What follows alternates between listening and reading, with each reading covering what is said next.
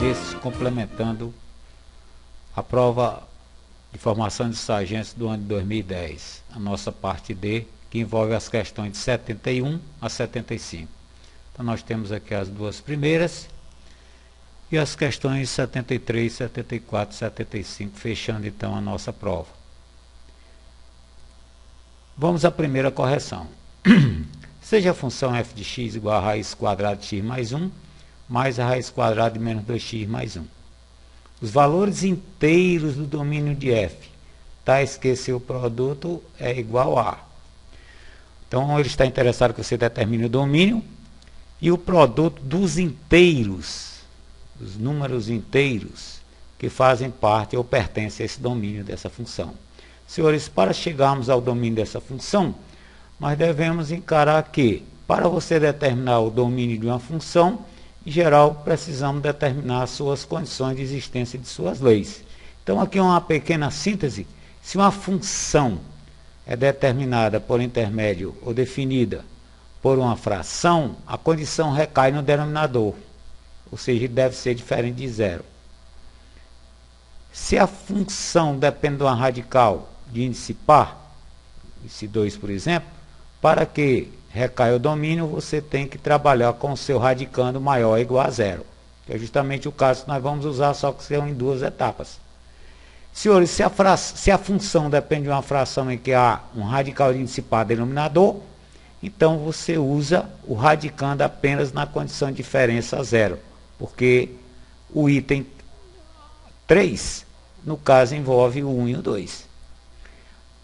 Caso 4, se a função depende de duas raízes de índice par quadradas, recai ou temos duas condições de existência. Também é mais ou menos como o nosso caso.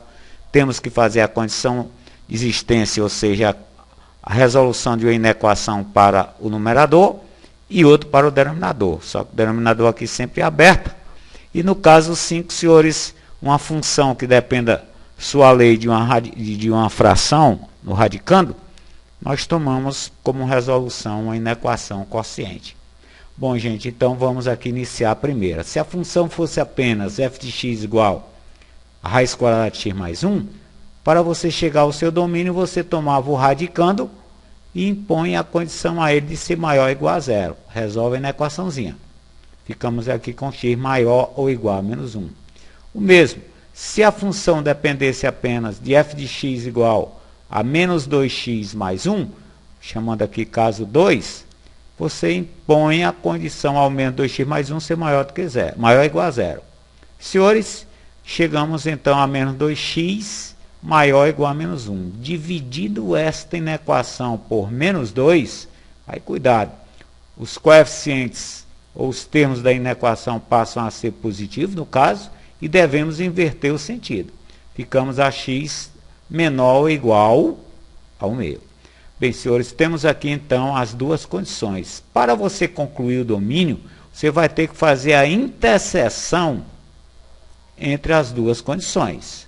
Ou seja, para o cálculo do domínio de f, fazemos o 1, condição 1, interseção, condição 2. Ou seja, conjunto de solução da primeira inequação, interseção, conjunto de solução da segunda inequação. Senhores, vamos então aqui chegar a um esquemazinho, ou seja, um gráfico, em que podemos citar. Primeira condição, raiz é menos 1, é a menor, está fechada, ou seja, maior ou igual. Reais maiores ou iguais a menos 1 são os que estão à direita do menos 1. Caso 2, reais menores ou iguais ao meio. Está fechada em um meio, a inequação está fechada com igual. Menores, reais menores ou iguais ao meio. São os reais à esquerda e o meio.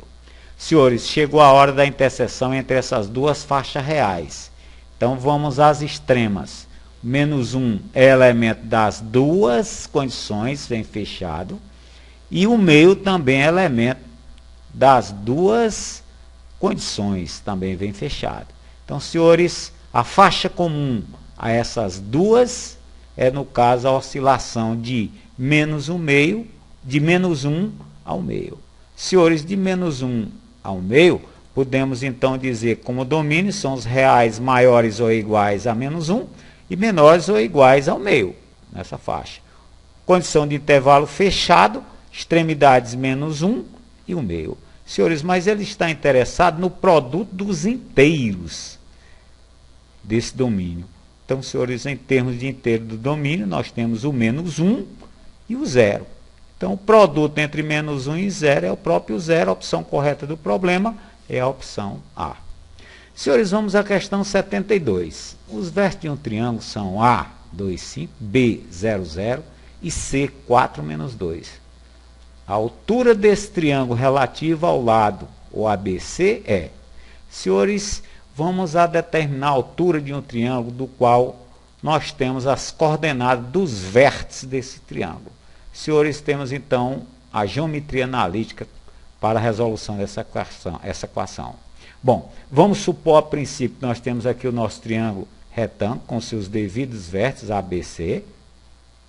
E vamos a princípio partir para o cálculo da equação da reta suporte desse lado BC, que é justamente o citado.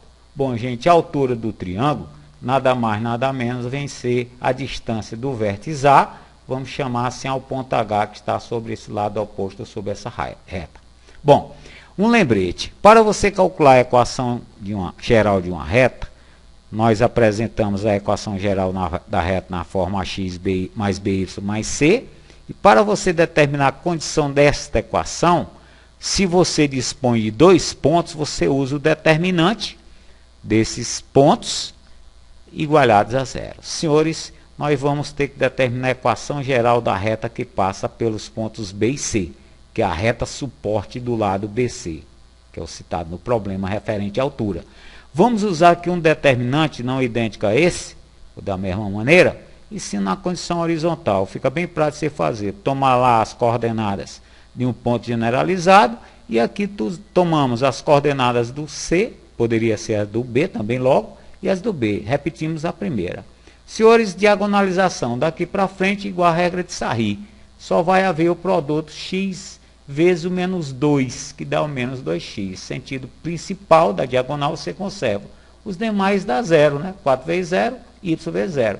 Senhores, secundariamente falando, condição da diagonal secundária. Ficamos apenas a 4 vezes o x, y, trocamos o sinal, secundária, zerou, zerou. Então, se reduz a menos 4y. Senhores, a equação dessa reta é o menos 2x menos 4y. Dividindo essa equaçãozinha por menos 2, a reta suporte BC possui como equação geral x mais 2y igual a 0.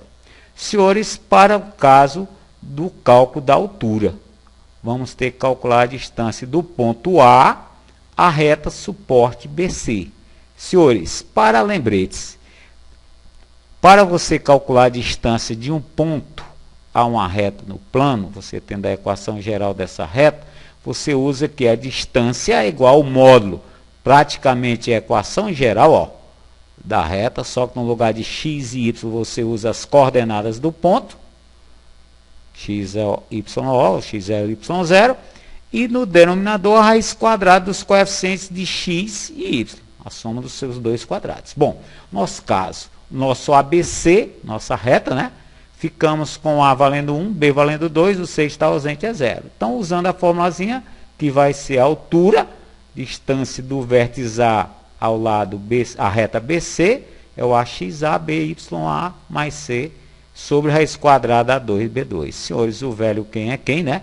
O A, o B e o C é 1, 2 e 0, multiplicado pelas coordenadas 2 e 5. Denominador, raiz quadrada A ao quadrado, B ao quadrado. Quem é A é 1, B é 2. Senhores, dando uma arrumadinha nessa expressão, ficamos com o módulo do 12 sobre a raiz quadrada 5. Então, a altura fica valendo 12 a raiz quadrada 5. Não temos nenhuma opção dessa forma. Então, senhores, precisamos racionalizar essa fração. O fator racionalizante é a raiz quadrada 5. E aí sim, né, gente? Ficamos com 12 raiz quadrada 5 sobre raiz quadrada 25, que é 5. Ou seja, a opção correta do problema, senhores, B. Questão que muito se repete. Bom, gente, vamos à questão 73. Com os algarismos 2, 3, 4, 5 e 6, são formados números de 3 algarismos distintos. Um deles é escolhido ao acaso.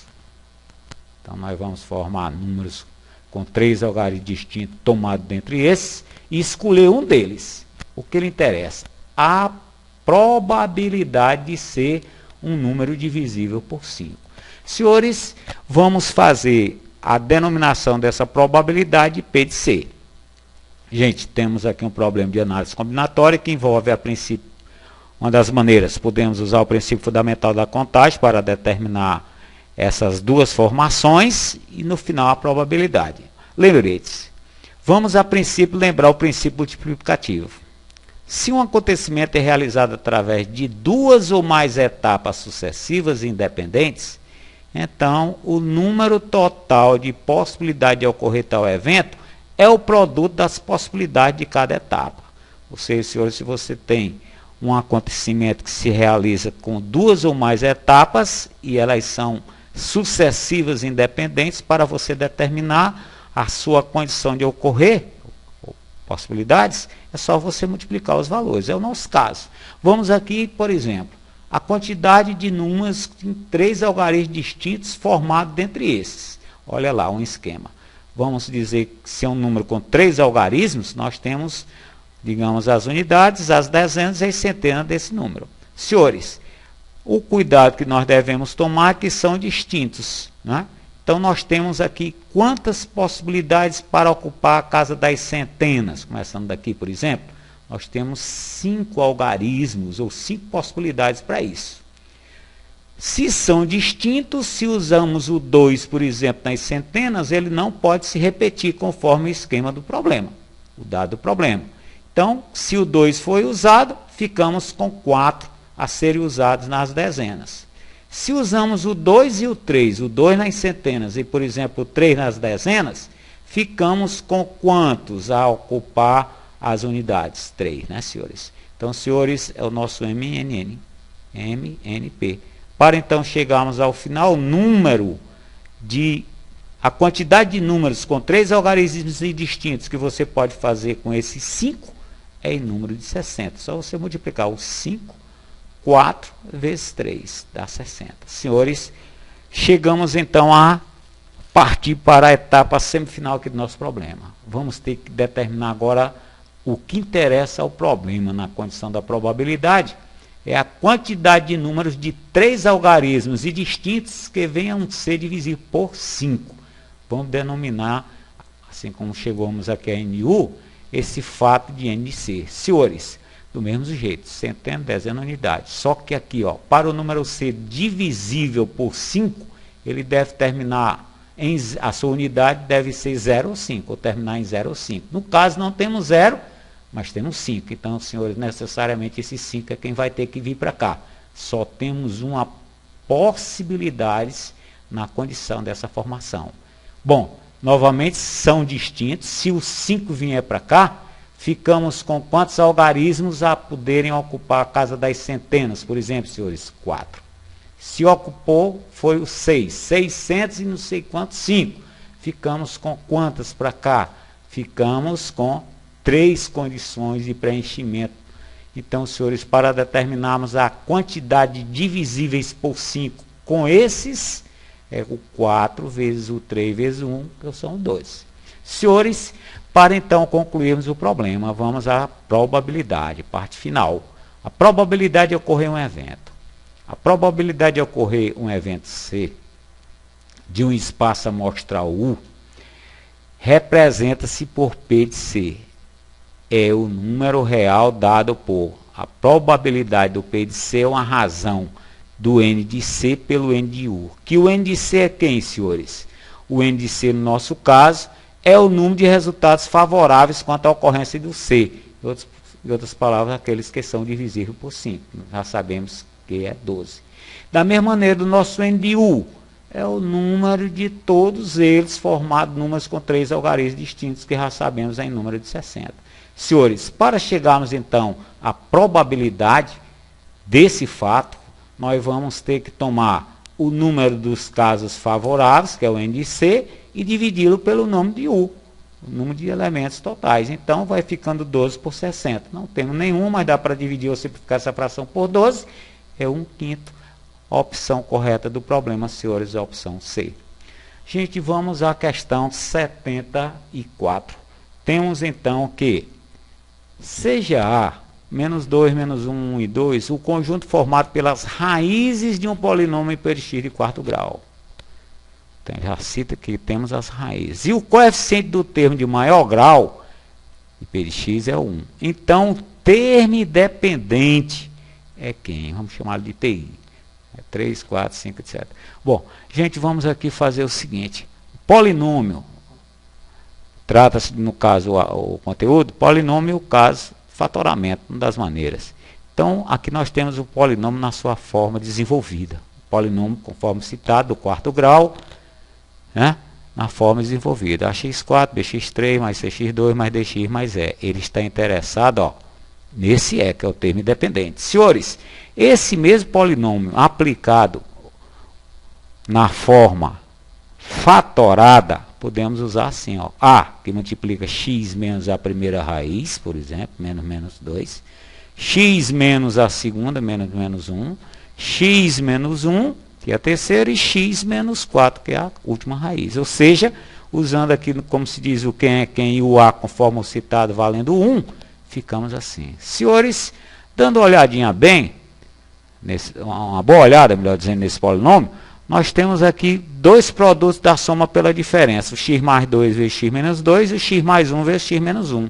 Velho produtos notáveis, né, senhores? Produto da soma pela diferença entre dois termos, é o quadrado do primeiro menos o quadrado do segundo. X mais 2 vezes x menos 2, novamente, quadrado do primeiro e quadrado do segundo. Senhores, vamos então dar uma arrumadinha. Isso aqui fica x ao quadrado menos 1 e aqui no próximo, fator x ao quadrado menos 4. Senhores, multiplicando esses dois binômios entre si, ficamos assim. E dando a arrumadinha final, x à quarta menos 5x quadrado mais 4. O que interessa ao problema, TI. Nosso termo independente é o 4. A opção correta do problema é a B. Senhores, vamos à nossa última questão da nossa prova. Ele pede para você considerar x sendo 150 graus e classificar em verdadeira ou falsa cada uma das sentenças. E a seguir, assinalar a alternativa que representa ou apresenta o número de sentenças verdadeiras. Ou seja, dentre essas três sentenças, se não temos nenhuma, apenas uma, duas ou as três são verdades ou falsas. Bom, vamos então ao problema. Ele interessa apenas o número de verdades. Senhores, vamos aqui recorrer ao nosso ciclo trigonométrico. Trata-se de um círculo de centro no centro, né? No ponto da origem, 0, 0, raio 1. Eixo vertical é o eixo do seno, eixo horizontal é o eixo cosseno. Senhores, temos aqui também a condição dos nossos arcos quadrantais. 0 do início, né? Origem dos arcos, 90, 180, 270, 360, que é a volta toda. Bom, o nosso primeiro vem assim. Ele está interessado em saber se o cosseno de x, ou seja, em outras palavras, o cosseno de 150 graus, é raiz quadrada 3 sobre 2. Senhores, vamos partir para esse cálculo. Cosseno de 150. Podemos trabalhar com ele sendo cosseno de 180 menos 30. A redução à primeira volta. 150. Trazendo a primeira volta, podemos trabalhar com ele, ó, cosseno valendo o cosseno de 30. Cosseno de 30 graus, senhores. No caso, cosseno de 30 graus, eixo horizontal, é raiz quadrada 3 sobre 2. Cosseno dos 150 é o oposto, né, senhores? É menos raiz quadrada 3 sobre 2. Então, repetindo, o cosseno na primeira volta trabalhado com 150, que é o 30, cosseno é o raiz quadrada 3 sobre 2. O 150, que é o caso, é o menos raiz quadrada 3 sobre 2, ou seja, eles são opostos. Bom, senhores, então podemos dizer que o cosseno de 150 graus equivale a menos o cosseno de 30, que equivale, no caso, é igual a menos raiz quadrada 3 sobre 2, e ele está dizendo aqui que é positivo. Então, senhores, a afirmação 1 é falsa. Afirmação 2. Ele está a citar que seno de 2x é menor do que zero. Vamos verificar se isso é verdadeiro ou é falso. Senhores, seno de 2x é o 2 vezes 150, que é 300. 300 graus, senhores, arco no quarto quadrante. Né? Chamando ao primeiro, ou reduzido ao primeiro, ó, podemos trabalhar como 360 menos 60, que é o 300. Então, senhores, na primeira volta, seno de 60 graus é o raiz quadrada a 3 sobre 2. O seno dos 300 é o oposto dele. Então, senhores, podemos citar que seno do 2x ou do 300 equivale a menos raiz quadrada a 3 sobre 2. E ele está dizendo que é negativo, e realmente é. Né? Seno de 2x é negativo, então afirmação verdade. Finalmente, senhores, a terceira. Tangente de 2x sobre 2 é positiva. Então, vamos aqui recorrer ao seguinte. Podemos trabalhar com uma tangente sendo a definição de seno e cosseno, do mesmo arco. No caso, x sobre 2 é o 150 por 2, 75, para seno e cosseno. Senhores, seno de 75. 75, senhores, é um arco que está no primeiro quadrante. Então, o seno dele, ó, é positivo. O mesmo acontece com o cosseno de 75. Cosseno de 75, senhores, é positivo também. Positivo dividido por positivo, dá positivo, então maior do que zero, afirmação verdadeira.